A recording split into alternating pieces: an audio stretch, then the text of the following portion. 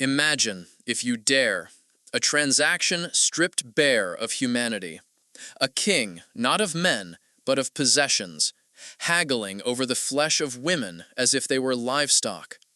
It was the reign of Amenhotep III, Pharaoh of Egypt, a potentate whose desires, it seemed, knew no bounds, or perhaps perceived no boundaries beyond his own capricious will. The royal treasury, overflowing with the spoils of conquest and the fruits of fertile lands, became a ledger in a grotesque calculus. He sought not counsel, not alliance, but possession. And so he demanded a shipment, 40 women culled from foreign lands, their worth measured not in character or intellect, but in the supposed perfection of their bodies.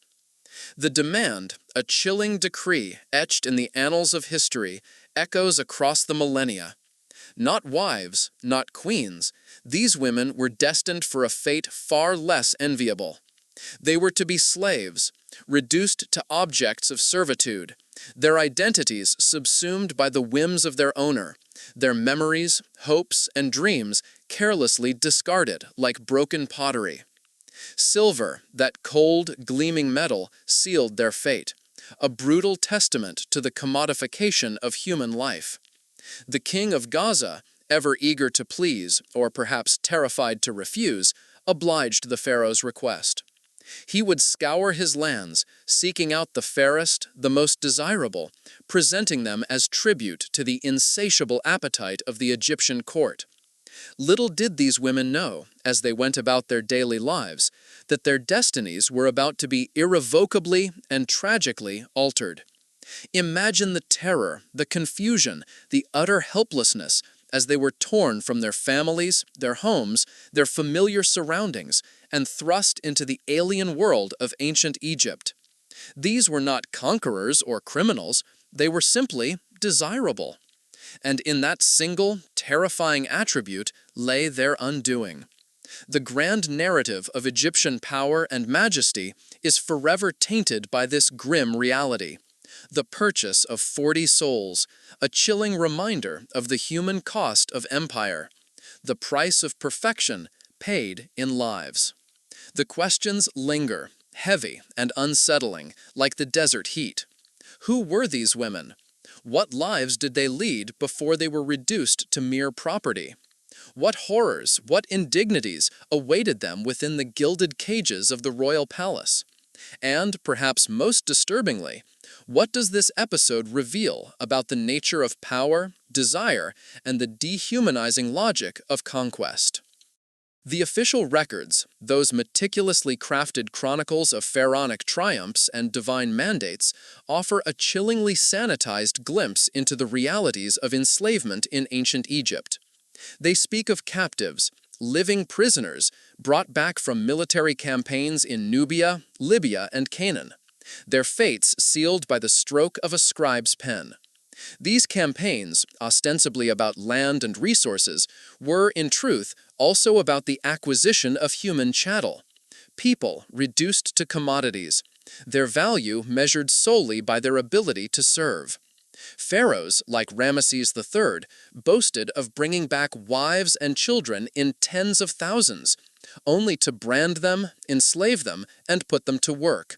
A stark contrast between the grand pronouncements of victory and the brutal reality of human suffering. He, in his hubris, documented their debasement for all eternity, a royal brag sheet written in the tears and blood of the conquered. Concubines, those unfortunate women who found themselves at the mercy of powerful men, often arrived in Egypt not through conquest, but through purchase or as diplomatic gifts, the spoils of trade and political maneuvering.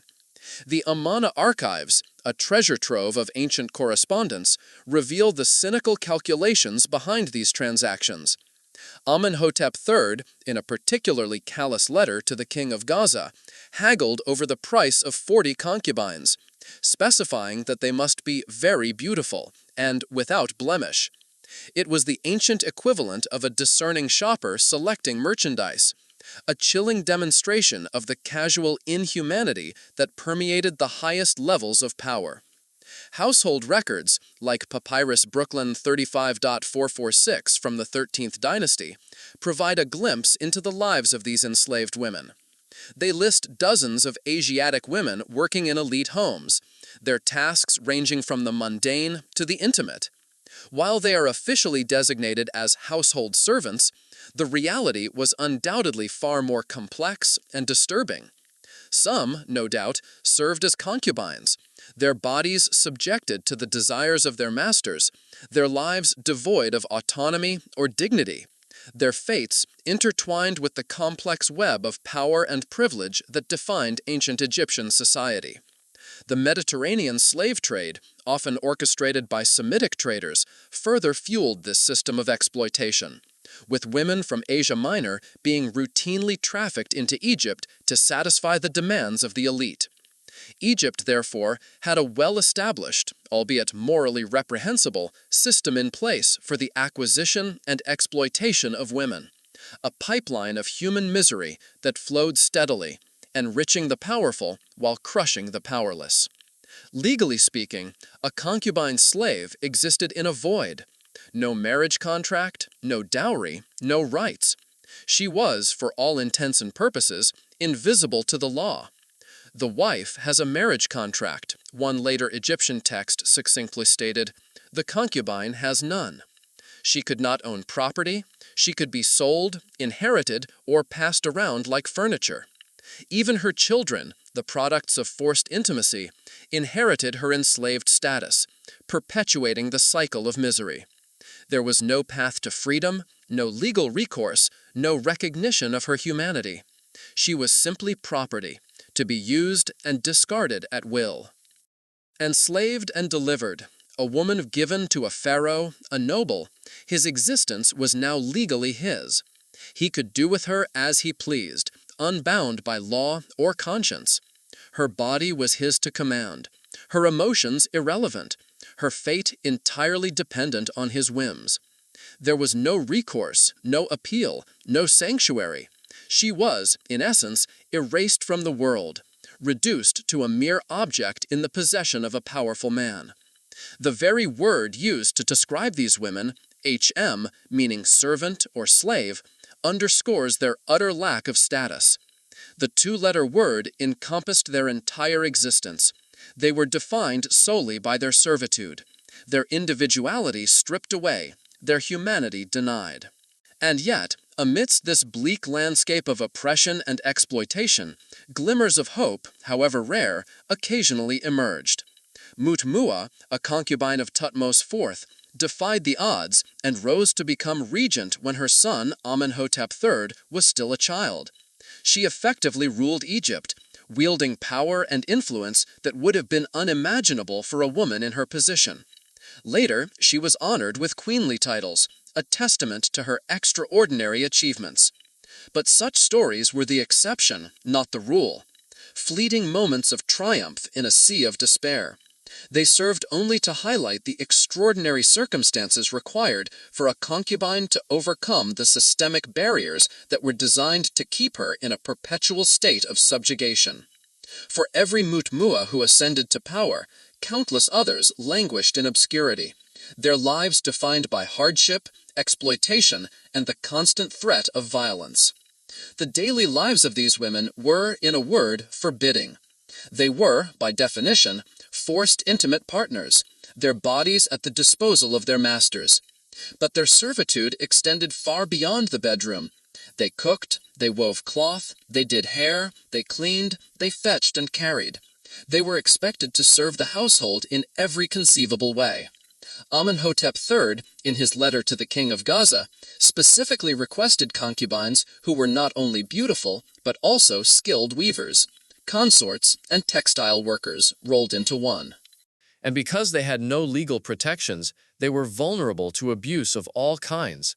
Their owners could beat them, starve them, or work them into exhaustion without fear of consequence. Archaeological records confirm the widespread mistreatment of foreign-born slaves, and concubines were undoubtedly not spared. One Middle Kingdom account describes an Asiatic slave girl being severely beaten by her master for a minor offense. a chilling reminder of the casual cruelty that permeated the lives of these women. Texts from the time mention that Asiatic slaves, especially women, were regularly mistreated, highlighting the racial and gender biases that fueled the system of exploitation. There was nothing to stop the abuse, no one to intervene, no justice to be found. A concubine might spend part of her day spinning thread, but the rest of her time was subject to the unpredictable whims of her master, and no one would come to her aid. Within the royal palaces, concubines were not merely abstract figures. They were real women living in designated quarters. Often entire wings of the palace were set aside for them. At Malkal, built by Amenhotep III, there was a private temple nearby. But what of their personal stories, their dreams, their fears? They are largely absent from the official record, anonymous, unnamed, reduced to mere footnotes in the grand narrative of Egyptian history.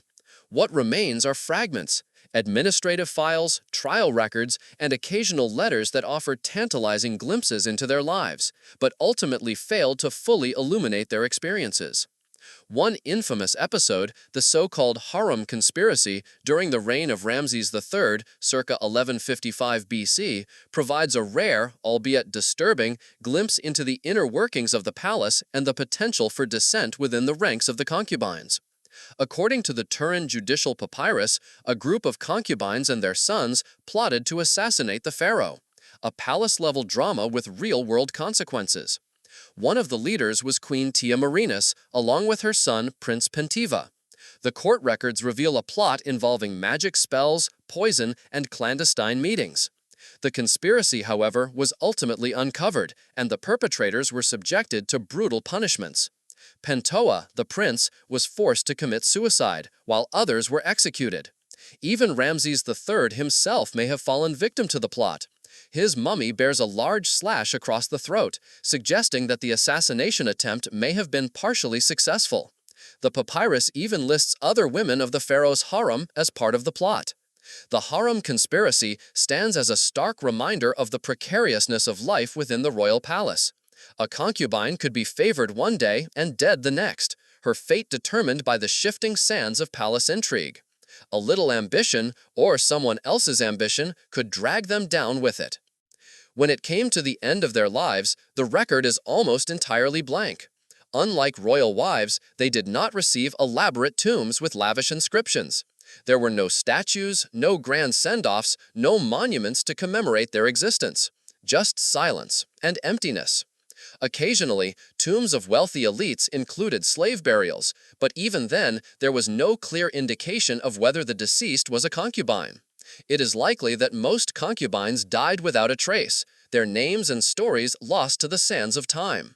If their master died first, they might be sold off or given away like furniture. Or, if they fell out of favor, they might be executed. The fact that no one bothered to carve their names in stone speaks volumes about their perceived worth. They were not seen as individuals worthy of remembrance, but simply as property to be used and forgotten. In the end, the story of the concubine slaves in ancient Egypt is one of tragedy and injustice. Their lives were often short on power, recognition, and control. The evidence is often fragmented, relying on educated guesses to fill the gaps in the historical record. When the documents fall silent, we must acknowledge the limits of our knowledge. Absence of evidence, however, does not necessarily mean evidence of absence. We must remain open to the possibility that there is more to the story than what we currently know. These women, whose names and faces have been largely erased from history, faced a fate that is difficult for us to comprehend.